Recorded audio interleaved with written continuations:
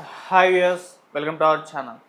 అఖండ 2 మన బాలకృష్ణ గారి సినిమా మరి ఇయర్లో రిలీజ్ కాబోతున్న చివరి పెద్ద సినిమా, పాన్ ఇండియన్ సినిమా అని చెప్పుకోవాలి.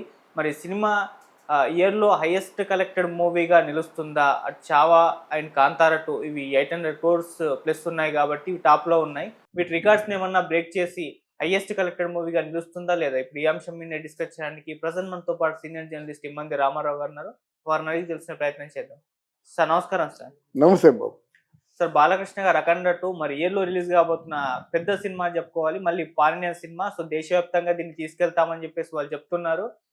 మరి హైయెస్ట్ కలెక్టెడ్ మూవీగా నిలుస్తుందా ఇయర్‌లో? ఎందుకంటే 800 కోట్లు చావా సినిమాతో నంబర్ 1 పొజిషన్‌లో ఉంది. ఆ తర్వాత కాంతారా 2 కూడా 800 క్రోర్స్‌తో నంబర్ 2 పొజిషన్‌లో ఉంది.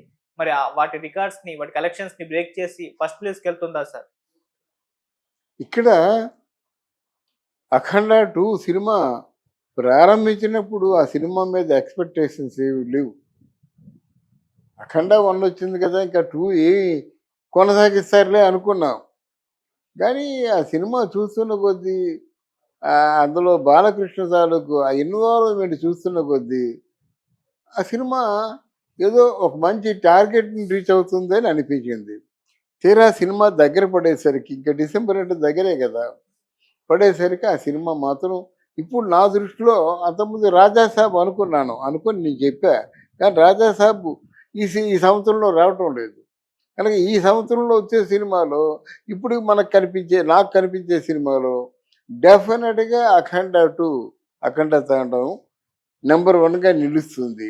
ఇప్పుడు చావా సినిమా కానీ, కాంతారా 2 కానీ ఇవేమి ఏంటి, కాంతారాది 1 ఉన్నంత థ్రిల్లింగ్గా 2 లేదు, అంత బాగా ఆడలేదు. ఇక్కడ ఈ శివాజీ సన్ ఆ చరిత్ర, సంభాజీ చరిత్ర కూడా మొదట్లో చాలా కొత్తదనం అనిపించినట్టు కథ కనుక మంచి జామ్మంటూ వెళ్ళింది. తర్వాత మళ్ళీ మహారాష్ట్రలో గొడవలు వచ్చాయి. అంటే అక్కడ శివాజీ అంటే చాలా విపరీతమైన అభిమానం అన్నమాట. ఏమాత్రం ఛత్రపతి శివాజీకి ఒక చిన్న తప్పుగా అర్థం చేసుకునే ఒక సింగిల్ షాట్ ఉంటే దగ్ధం చేసేస్తారు ఫిలింలు అన్నమాట. అంతగా ఉంటారన్నమాట.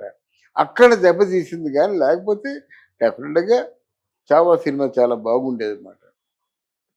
అంటే ఒక ఒక ఒక సమ్ ఎక్స్టెంట్ అక్కడ చావా సినిమా కలెక్షన్స్ ఒక 750 crores 800 crores ఆ మధ్యలో ఎక్కడో ఆగింది. తర్వాత మళ్ళీ ముందుకు వెళ్ళడానికి అవకాశం లేదు. ఈ అఖండ 2 అలా కాదు. అఖండ 2 ఒకసారి జనంలోకి వెళ్ళిన తర్వాత, ఒకసారి నార్త్ ఇండియన్ వాళ్ళు కూడా సొంతం చేసుకున్న తర్వాత ఎక్కడికి వెళ్ళి అవుతుందో మనం చెప్పలేము అది.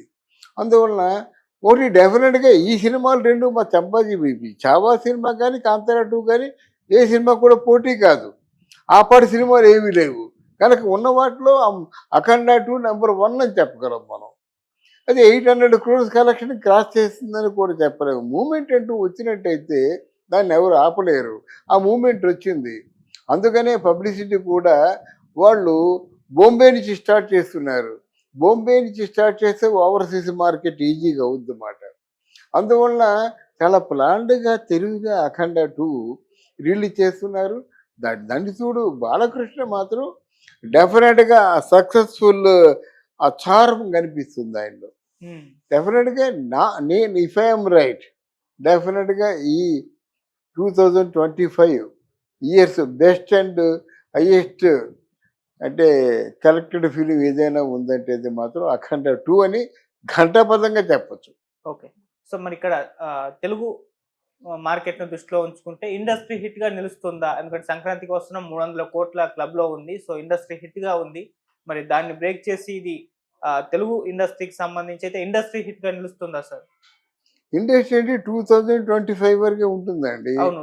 తర్వాత ఏమో మన శివశంకర్ వరప్రసాద్ ఉందనుకోండి, అది ఆ సినిమాని మొదటి నుంచి చెప్తున్నాను, వ్యక్తుల మీద సినిమా తీయకూడదు. జయసుధా తీసిపోయారు.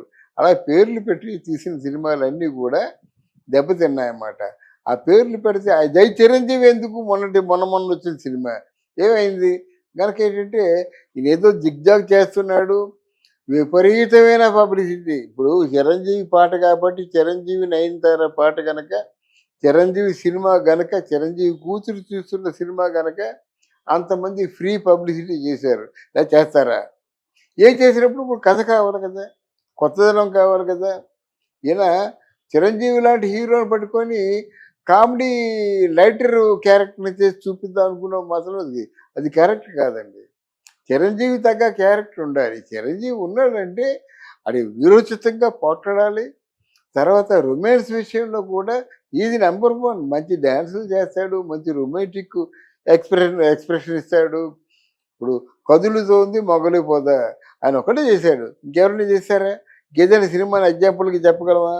ఇట్లాంటి సినిమాలు చూసుకున్నట్టయితే చిరంజీవి గారు ఆయన ఆయన పెర్ఫార్మెన్స్ కానీ, ఆయన డ్యాన్సులు కానీ ఏది మర్చిపోలేవు.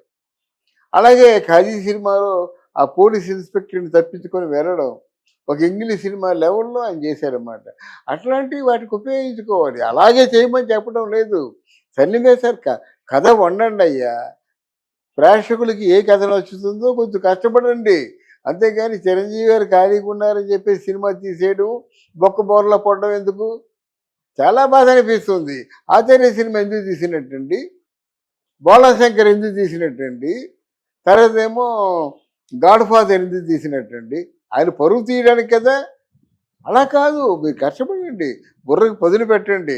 చిరంజీవిని ఏ విధంగా చూపిస్తే ఆ చిరంజీవి తాలూకు అభిమానులు, ప్రేక్షకులు, దేశం యావత్తు గర్వపడుతుందో ఆ విధంగా చూపించండి. కనుక డెఫినెట్గా నేను ఆ సినిమా మీద పెద్ద ఎక్స్పెక్టేషన్స్ లేవు. ఆ సినిమాకి వచ్చే కలెక్షన్స్ కూడా అంతంత మాత్రంగానే ఉంటుంది. అదంటే మీరు హిట్, సూపర్ హిట్ అనొచ్చు, కానీ అందులో కామెడీ చేసి పారేసింది అంత సూపర్ హిట్ ఏమిటి? తాత్కాలికంగా చూడడానికే బాగుంటుంది ఎప్పుడు లైటర్ క్యారెక్టర్. కానీ అది సన్నివేశం గుండెల్లో గూడు కట్టుకొని ఉండాలంటే మాత్రం ఆ సన్నివేశంలో బలం ఉండాలి, హత్తుకోవాలి. అది మిగతా సినిమాలు కూడా అంత గొప్ప సినిమాలు ఏమి ఇంకా లేవు, దరిదాపుల్లో లేవు అన్నమాట. రాజాసాబ్ ఉంది. ఆ రాజాసాబు మారుతి గారు ఏంటంటే తన ట్రెండ్ని మార్చుకొని హారరు, థ్రిల్లరు అన్నాడు కనుక అది కొత్తదనం, ఎంతైనా చూస్తారు. అందులో చేసింది ఎవరు? ప్రభాసు. కనుక ఆ సినిమాకి లైఫ్ ఉంటుంది. ఇలా తెలుగు వాళ్ళే కాకుండా, హిందీ వాళ్ళే కాకుండా ప్రపంచం యావత్తు కూడా ఆ సినిమాని చూస్తుంది అన్నమాట. కొత్తదనం. ప్రభాస్తో ఒక హారరు, ప్రభాస్తో ఒక థ్రిల్లరు. ఒక 6.5 అడుగులు హైట్, అంటే 6 అడుగుల 3 అంగుళాలు ఎంతో ఉంది హైట్ అయింది. అంత హైట్ ఉన్న వ్యక్తి తెర మీద కదిలి వస్తున్నట్టు ఎలాగుంటుందండి? చాలా వైభవంగా ఉంటుంది. అదొక ప్రభాస్ సినిమా మాత్రం నెక్స్ట్ రాబోయే సినిమాల్లో మంచి కలెక్షన్స్ పొందొచ్చు, కానీ మిగతా సినిమాలు నాకు మనశంకర వరప్రసాద్ ఇవన్నీ పెద్ద ఆడేవి కాదు. కానీ పెద్ద సినిమా వస్తే ఎలా ఉంటుందో చూడాలి. అవి నెక్స్ట్ ఇయర్కి వెళ్ళిపోతాయి కదా సార్. అఖండ మాత్రం ఈ ఇయర్ లో ఉంటుంది కదా. అఖండ గురించి చెప్పేశాము. నెక్స్ట్ మరి చిరంజీవి నెక్స్ట్ తర్వాత వచ్చిన సినిమాల గురించి చెప్పినట్టయితే మనశంకర వరప్రసాద్ మీద నాకు ఎక్స్పెక్టేషన్ లేదు. కాదంటే మాత్రం రాజాసాబ్ మాత్రం వచ్చినట్టయితే బాగానే ఉంటుంది. నెక్స్ట్ ఇయర్ వచ్చినప్పుడు కూడా పెద్ద సినిమా అదే కదా. అది ఒక ల్యాండ్ మార్క్గా ఉంటుందని చెప్తున్నాను అనమాట. 2025 అయిపోయింది, 2026 ఇలా ఉంటుంది. పెద్ద సినిమా మాత్రం డెఫినెట్గా రాజాసాబే అవుతుంది. ఎందుకంటే అక్కడ ఎప్పుడైతే మారుతి ఆయన మీద ఒక మంచి థ్రిల్లర్, ఆయన మీద మంచి హారర్ కథ ఎంపిక చేసుకున్నాడో అప్పుడే సక్సెస్ అయ్యాడు. ఓకే. తర్వాత మారుతిని చాలామంది చాలా అవమానాలు చేశారన్నమాట. నోటుకు వచ్చిన మాట మాట్లాడారన్నమాట. ఎవరైతే గాయపడతారో ఆ గాయపడిన వ్యక్తిలోంచి, ఆవేశంలోంచి పుట్టుకొచ్చిందో ఒక అద్భుతం వస్తుంది. అలాగే కదా శ్రీశ్రీ అంటాడు, గాయపడిన హృదయం పలికే ప్రతి పదము గేయమే. గుండెల్లో గాయం అయితే మాట్లాడే ప్రతి మాట కూడా అది కవిత్వమే అవుతుంది, కల్పనే అవుతుంది అన్నమాట. ఆ కల్పనకి పరాకాష్ఠ అవుతుంది. అటువంటి సందర్భాలు వచ్చి ఉంటాయని నేను అనుకుంటాను. నాకున్న అనుభవంతో అటువంటి సందర్భాలు మారుతికి వచ్చి ఉంటాయి కనుక ఆ గాయపడిన హృదయంలోంచి మంచి ఫిక్షన్, మంచి కల్పన వచ్చి ఉంటుంది. ప్రభాస్కి కూడా డెఫినెట్గా సినిమా చాలా మంచి పేరు తెస్తుంది. అది. Thank you so much. Thank you అమ్మా, థ్యాంక్ యూ వెరీ మచ్.